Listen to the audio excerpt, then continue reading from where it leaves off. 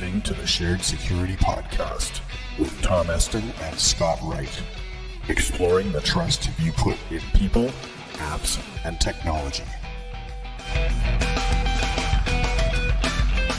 This is your Shared Security Weekly Blaze for March 25th, 2019, with your host, Tom Eston. In this week's episode, Facebook passwords exposed in plain text, Android Q's new privacy features, and why Microsoft Office is the most popular target for cybercriminals. Protect your digital privacy with Silent Pocket's product line of patented Faraday bags, phone cases, and wallets, which will make your devices untrackable, unhackable, and undetectable. Use discount code SHAREDSECURITY to receive 15% off your order during checkout. Visit silentpocket.com today to take advantage of this exclusive offer. Hi everyone, welcome to the Shared Security Weekly Blaze, where we update you on the top 3 cybersecurity and privacy topics from the week. These podcasts are published every Monday and are 15 minutes or less, quickly giving you news that you can use. I want to mention a correction from last week's show when I talked about the service called Clear. Clear does not use facial recognition technology. They only use iris or fingerprint biometric scans. And now, on to this week's news.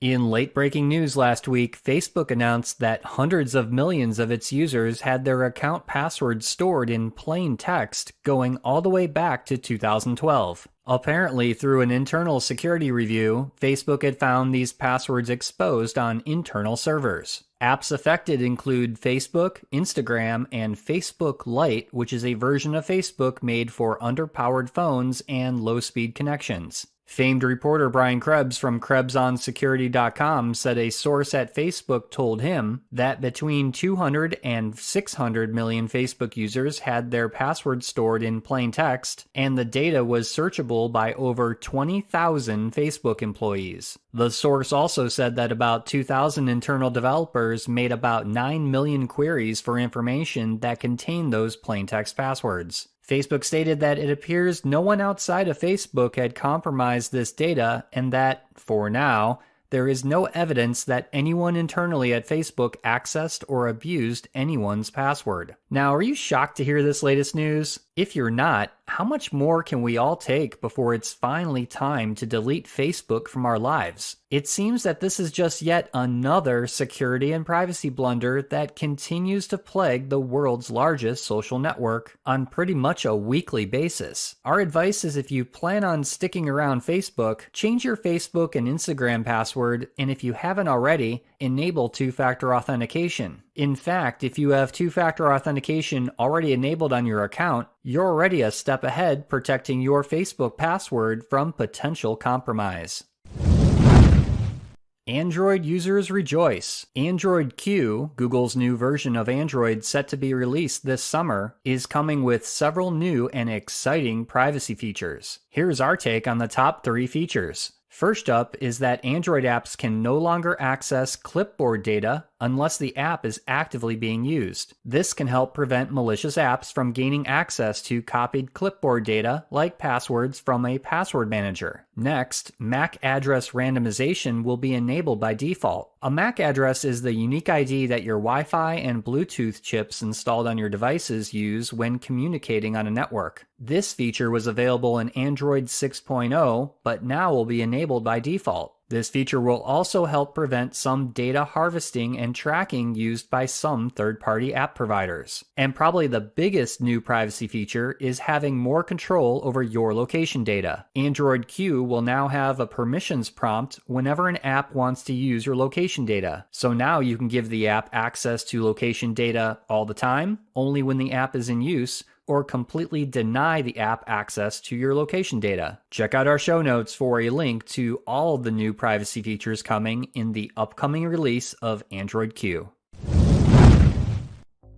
And now a word from our sponsor, Edgewise Networks. Organizations' internal networks are overly permissive and can't distinguish trusted from untrusted applications. Attackers abuse this condition to move laterally through networks, bypassing address-based controls to spread malware. Edgewise abstracts security policies away from traditional network controls that rely on IP addresses, ports, and protocols, and instead ties controls directly to applications and their data paths. Edgewise allows organizations to analyze the network attack surface and segment workloads based on the software and how it's communicating. Edgewise monitors applications and protects data paths using zero trust segmentation. Visit edgewise.net to get your free month of visibility.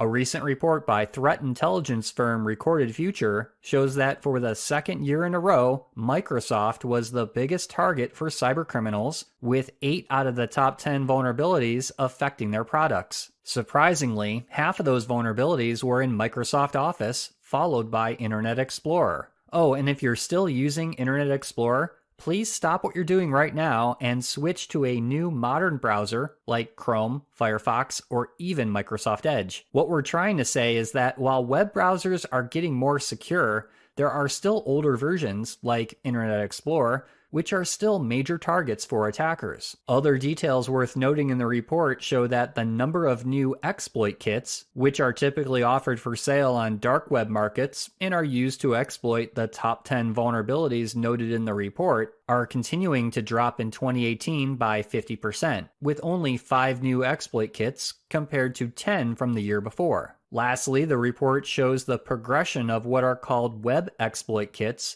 to more phishing attacks in 2018. While many older browsers are still major targets, it's much easier to use exploits tied to a phishing email while using social engineering tactics to lure victims into clicking a link or running an executable. Microsoft Office is a very popular target, not just because it's the world's most popular business software, but because people are more susceptible to opening malicious Word or Excel documents, mostly because it's so common to send those types of attachments over email. Some may say that the best advice is to never click on links or attachments in an email, but that can be really hard to do, especially if you're in a business environment. But it really does come down to compromise and your own personal risk assessment. We still need to use Microsoft Office and open email attachments, so the best advice is to rely on your instinct and remember, if an email seems fishy, it probably is.